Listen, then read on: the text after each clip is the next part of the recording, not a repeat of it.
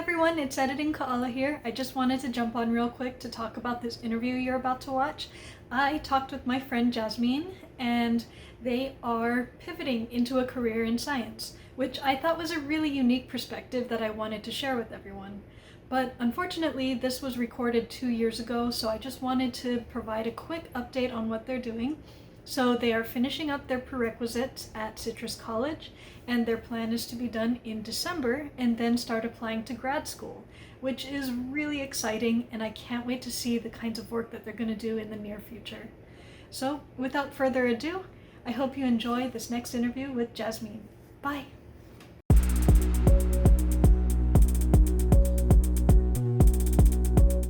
Hello, everyone. I'm Kaala, and I'm here with my friend Jazmeen, and we're going to be talking about science. Okay, Jazmeen, can you tell me about yourself and the kind of work that you do? So a bit about myself, I guess for in context of the STEM world, I'm relatively new. Um, I am switching my career path from hospitality to environmental science, which at first I was thinking more about plant science specifically, but think I'm going to be into more environmental studies. Um, and so I started going back to school last year, so 2020. Um, and because I was in hospitality, I didn't really have a lot of the like the background of the biology and like the chemistry and math. So that's what I've been working on before I apply for a graduate program, which has been a challenge. Um, Definitely calculus was really tough for me, but I really do enjoy the biology and the chemistry, even though chemistry is also really difficult. Yeah. um, but it's been a really great journey, like just challenging myself so far. And the people that I've met have been really awesome and encouraging. And as far as work goes, I did have a great opportunity this summer. I was able to be part of a field research project where we were studying the blunt nose leopard lizards um, in Bakersfield, so like in the desert. And literally we were just, like walking around like different areas of the desert and just like scanning the grounds for burrows and like um if we would find a lizard, we have to like enter it in our database. And um it was just really cool also, like we didn't find much of the blunt nose lizards, but there was so much other wildlife, and the other biologists were so well versed in like all of the birds, like they were calling out all the species names and like it was really cool environment. And like even though I didn't know much going into it, I definitely learned a lot. um I was like, okay, like this is the type of environment I really would love to work in for like my career, rest of my life. So um from that experience, I was like, okay, like I'm really happy with the choice I've made, and excited for future opportunities. That's awesome. How did you find an opportunity like that? Okay, interesting story of how I found it. Um, so I was on Instagram one day, of course, and um, there's a page that I follow. The person's name is Patty Gonia, and they often do like drag um, and a lot of talk about environmental spaces. Um, That sounds and amazing. so cool, like such a cool person. Uses their platform really well to just highlight environmental justice and activism, especially for the LGBTQ communities, like really adamant about getting more of the community outside and being able to explore those spaces. Um, so one day I saw a post that they had created an Excel sheet for people to either put their information if they're looking for environmental jobs, or for companies or recruiters to look on the sheet and see like if they could hire anybody, to like send an email to or whatever. So I was like, okay, like kind of looking for like a summer job or internship or something. So let me put my info. And within a few days, someone from it was like environmental consulting company, sent me an email and told me about their project. And that was that. Like it was really like random, kind of like a quick thing, but I'm really happy that I did that. Like I didn't think anything would happen, but it did. Sure. I mean, that's really cool to see like that opportunities like that can come from Instagram and other social media platforms. It's not something that you hear about as like the common way that people find jobs. Right, yeah. Kind of interesting how it's become such a I don't know, just a different way for people to network and find opportunities like that. Yeah, and it's cool that you found that from like an Instagram influencer and doing drag and like environmental activism. That's just such a cool combination. Yes, so cool. Maybe I'll send you the profile because they do like there's one dress that they made with like all plastic stuff and like it was really cool. I'll send it to For you. sure. That made me think about somebody else who also does drag, but their focus is more in math. And so it's really similar. I'll have to send that to you Whoa, too. I'm blanking on their name right now. that's so cool. Yeah, so they are dressed in drag and basically make a bunch of reels about different math content. Oh my gosh, that sounds awesome. Yeah, and they're Filipino, so that was like right after my heart because I'm part Filipino. Oh, dang, that's so cool. I love seeing like, I mean, is that person on TikTok too? I'm pretty sure they are. Yeah. Okay. I don't know. TikTok has been so cool. That's like super off topic, but Oh, so many different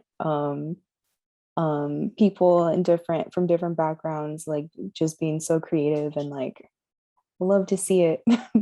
yeah, me too. I know you've gotten into science and STEM as your career path pretty recently, but do you remember what your first science experience was? I want to say like I definitely remember being in biology class, like always loving the the project where we had to do the cell, like we had to like make a cake and do all like the cell organelles and stuff like that. There was like a few projects I did of that, but even before that, I did go to the science center a few times and just like loved the whole environment because it was like it was really fun. It was like a lot of kids and like everybody was like running around having a great time, but at the same time it's like you're learning about so much stuff. Like there's like the earthquake simulator and the tornado simulator thing and um just like all the stuff that I was able to just be like, oh, like I never thought about that before. Like that's really cool and I can like interact with it to help me understand like I don't know. I think that connection was like exciting for me and I was like, okay, I want to learn more about this. Like how does this work? And just like always being kind of fascinated with like the scientific stuff and just like learning how biological things worked. I was like, okay, like that's really cool. Um I also just had a really good connection with outdoors and um like growing up my parents had like a garden. We would always like be outside growing stuff and looking at the worms. Yeah, just like part of my inner childness was like exploring and being outside was like kind of my favorite times just to like not worry about anything and through being outside and stuff I was able to learn more about like the earth and how it works. So I think I definitely carried that with me.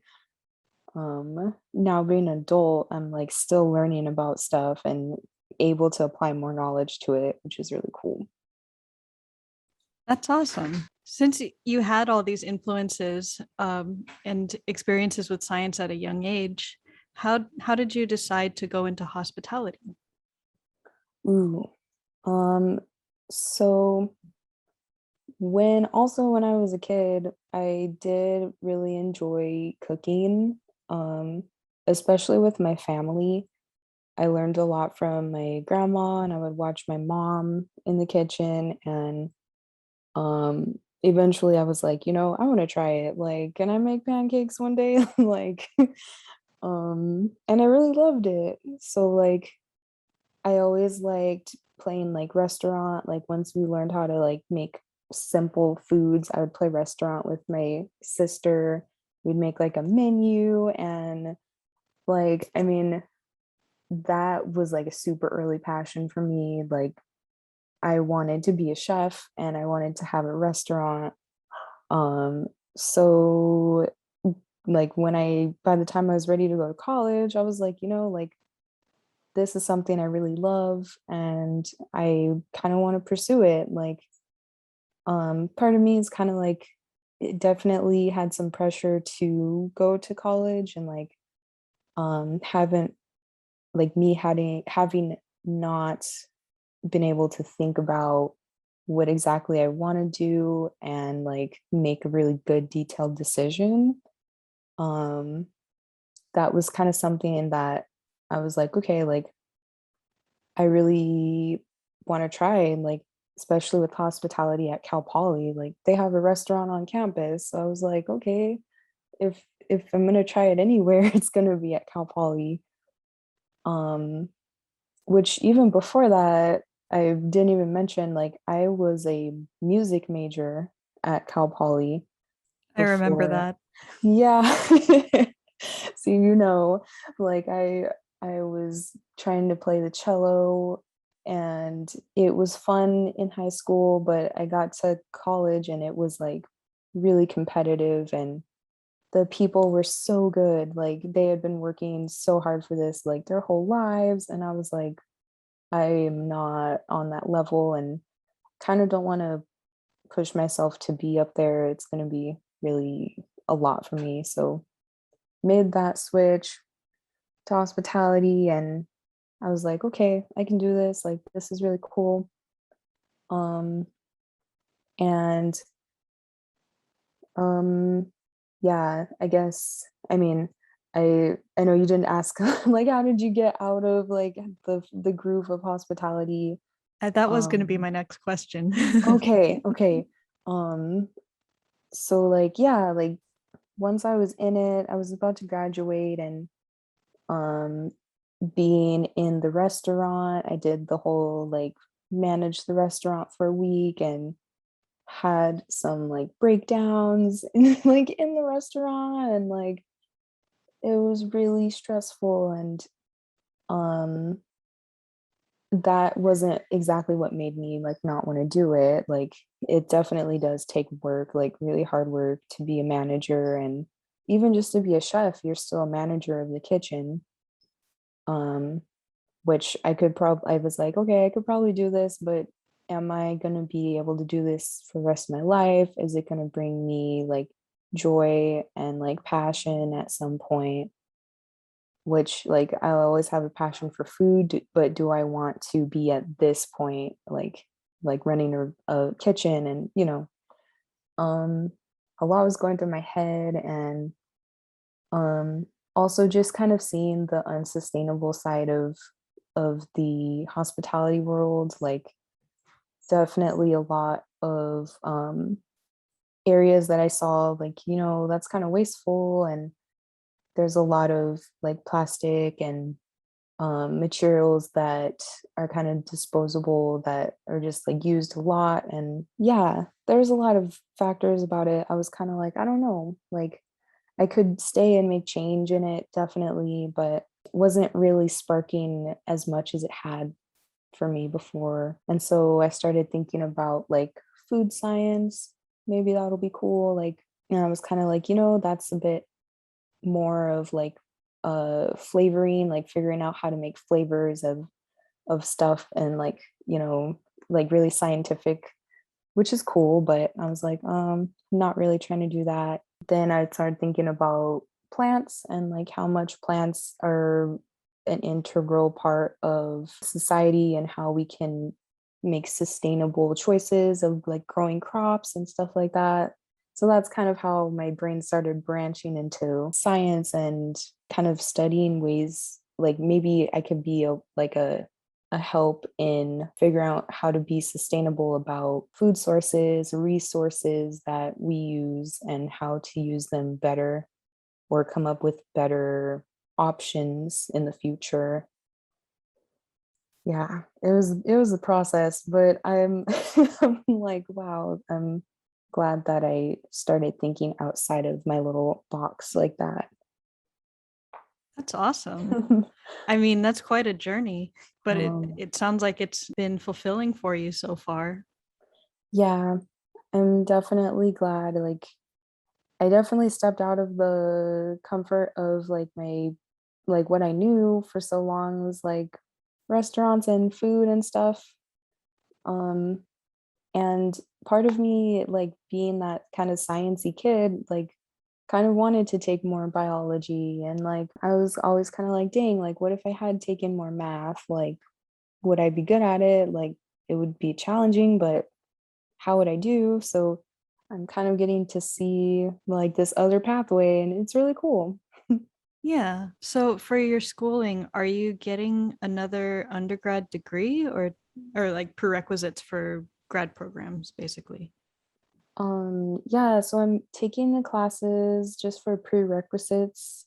Um, which at first I was like, okay, I'll go back for a bachelor's degree in like biology or science, any like plant ecology or something like that.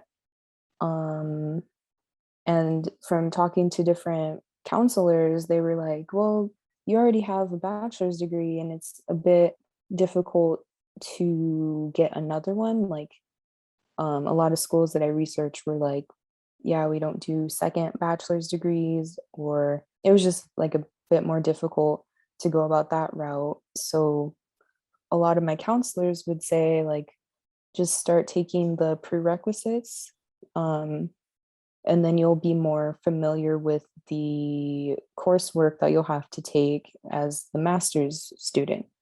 Um, so I was like, okay, so just taking courses right now.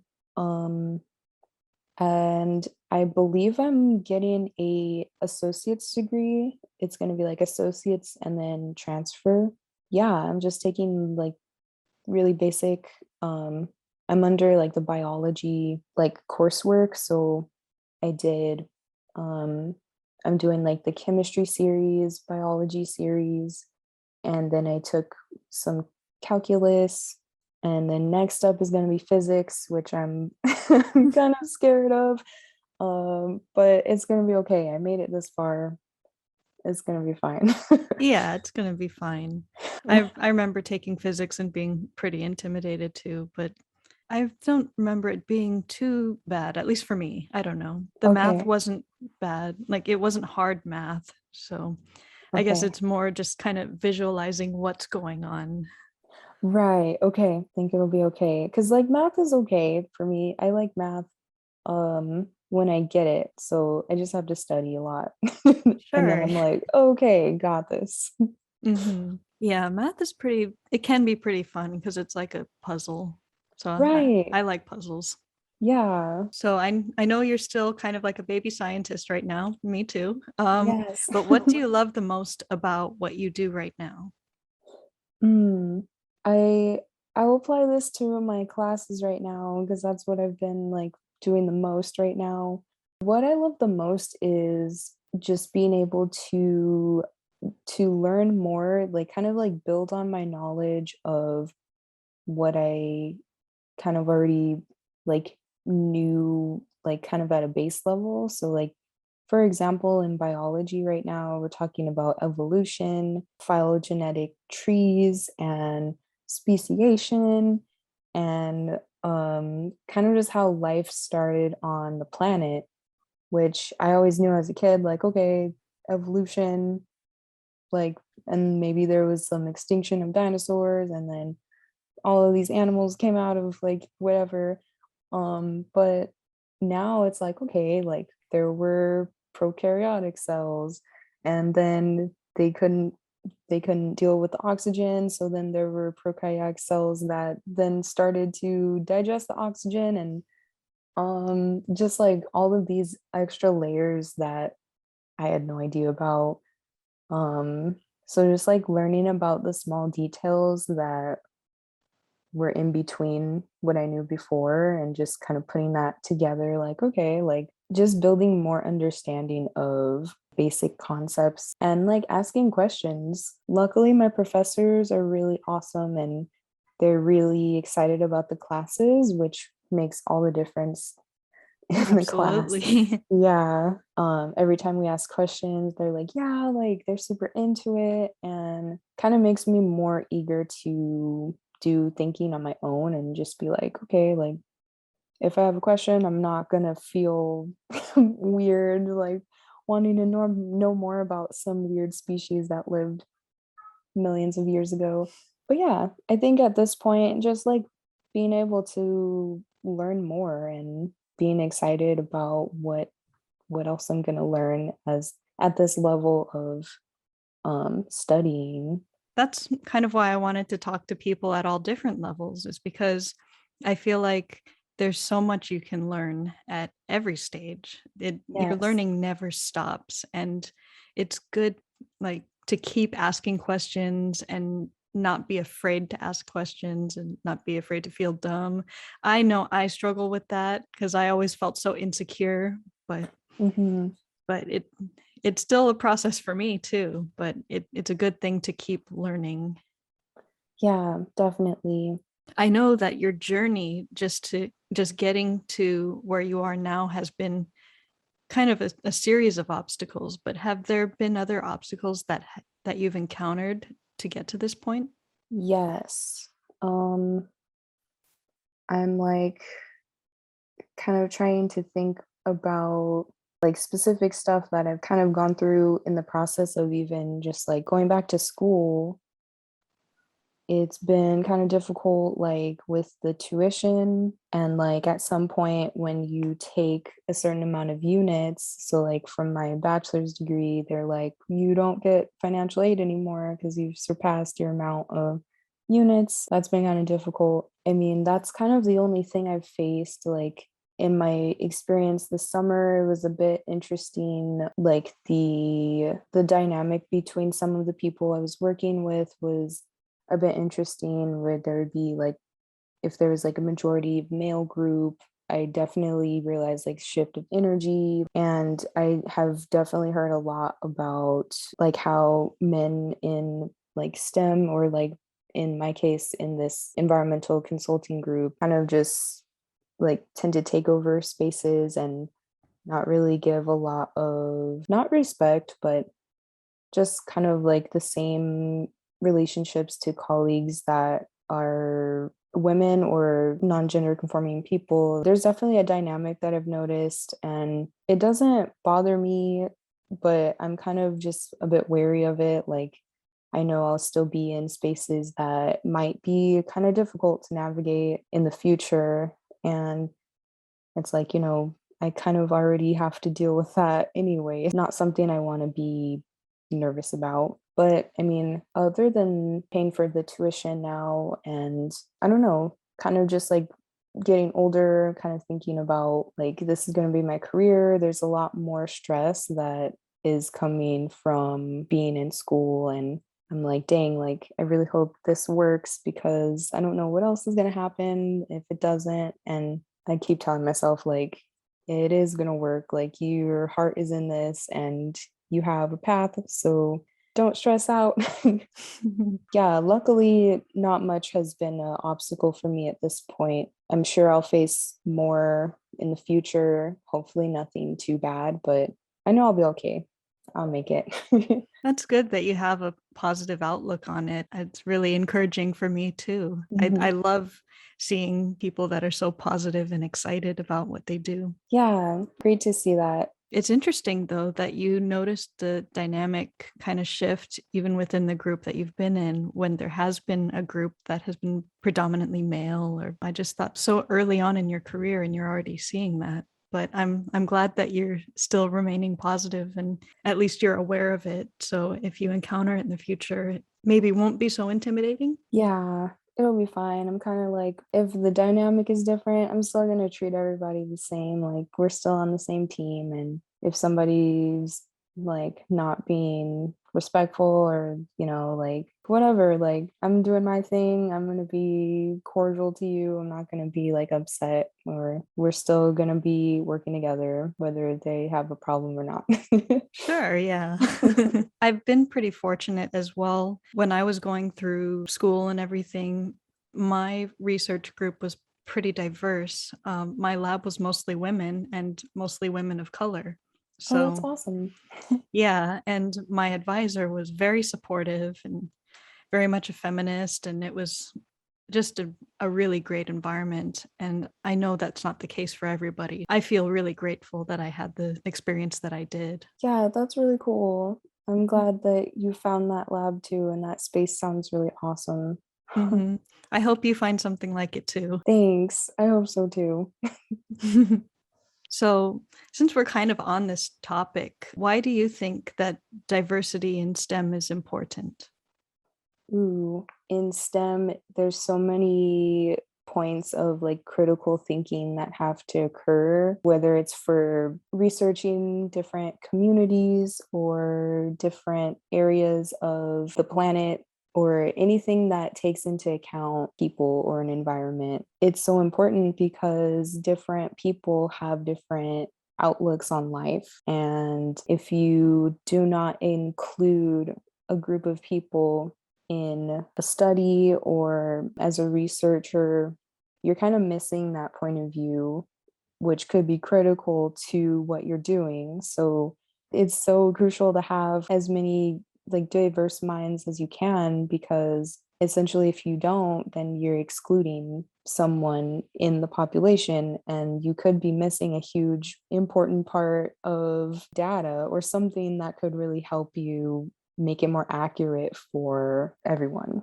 It's really important, and it should not be a point of view of like one or two groups of people. Like it should be a diverse group. I agree. Yeah. Thank you for that. Who are your role models in STEM? Were there any people that you kind of looked up to or found through your journey that you really love? Yes, we did a project in biology recently where my professor gave us all of these videos and resources of scientists and STEM researchers, historical people who made a difference, who were not old white men, who like kind of just battled society and everything and still made it to be neurosurgeons and chemists. There's specifically one neurosurgeon that I'm blanking on her name.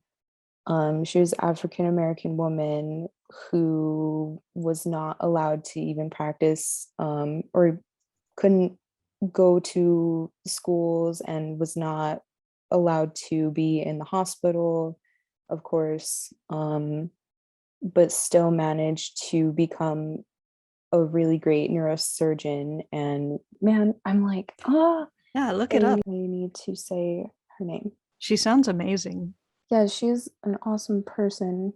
Dr. Alexa Kennedy, first African American woman neurosurgeon, became the first African American woman neurosurgeon in the United States in 1981, which is Wow. like not long ago at all. That's crazy. I was expecting this to be in like the 50s or something. Right. She is awesome. And I just actually read about her recently for that project that we did. Because, I mean, for one, neurosurgery seems like so intense, and like it's great seeing essentially who looks like me, like that's like a part of representation also in the diversity in STEM is so important for representation because for kids or anyone to be thinking about a career in STEM, it's like, well, I don't know, I haven't really seen anyone who looks like me or who I can relate to doing what I want to do. So when we do see that, it's like, okay, like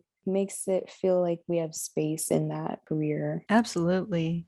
Mhm. Yeah. Oh man, I want to read more about her. I'll send you some info if you like. Yeah, I'd love that. What passions or hobbies do you have outside of science?